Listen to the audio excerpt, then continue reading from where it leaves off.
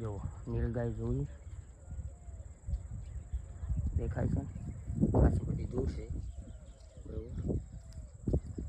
અને જંગલ એનો કોઈ શેડો જ નથી, જંગલ પૂરું જ થતું નથી. એમ ચાલ્યા તો ને જંગલનો એન્ડ જ નથી. ખરેખર કમાલનું જંગલ છે આ. જુઓ હવે તમને ક્લિયર દેખાશે નીલગાય. બરાબર, ચાલો બન્યા રહો. અને અહીંયા જંગલી જનાવરને ચાલવાની શેરડી છે, માણસને ચાલવાની.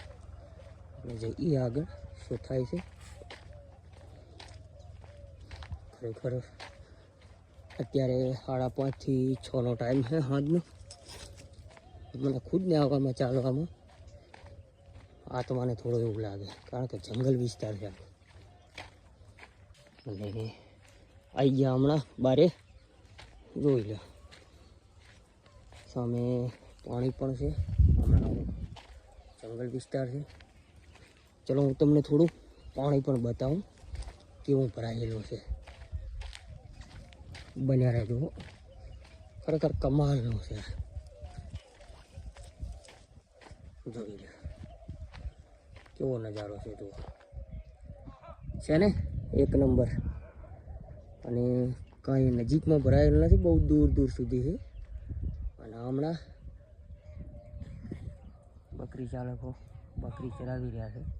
આટલા ચાલ્યા ત્યારે જંગલમાં હવે માણસો જોવા મળ્યા બરાબર. અને એકદમ બાવળીઓનું ભરાયેલું જંગલ. ચલો બન્યા રહો. અને હવે ત્યાંથી નીકળી અને આપણે આગળ જઈએ. અને જો આ તો વળી માણસે ચાલવા માટે રસ્તો બનાવેલો છે. પણ જંગલ ખરેખર કમાલનું છે. કોમેન્ટ કરીને કહેતા રહેજો શું હવે જંગલમાં ફરવાની તમને પણ મજા આવે કે નહીં બરાબર. કારણ કે મને તો બહુ મજા આવે છે, એટલે જ તો હું આ થમતા દિવસે પણ અહીંયા આવ્યો. જો કેવો છે નજારો બરાબર. અને અહીંયા પણ આવ્યા તો આના ઉપર કંકોડી છે, પણ કંકોડી કાંઈ છે નહીં બરાબર.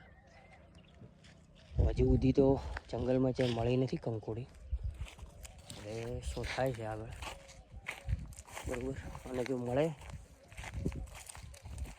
તો 100% પાર્ટ 2માં બતાવીશ. એટલે કે આ નાનકડો બ્લોગ અહીંયા સમાપ્ત કરીએ, કારણ કે દિવસ પણ હવે હાથમાં હેરો.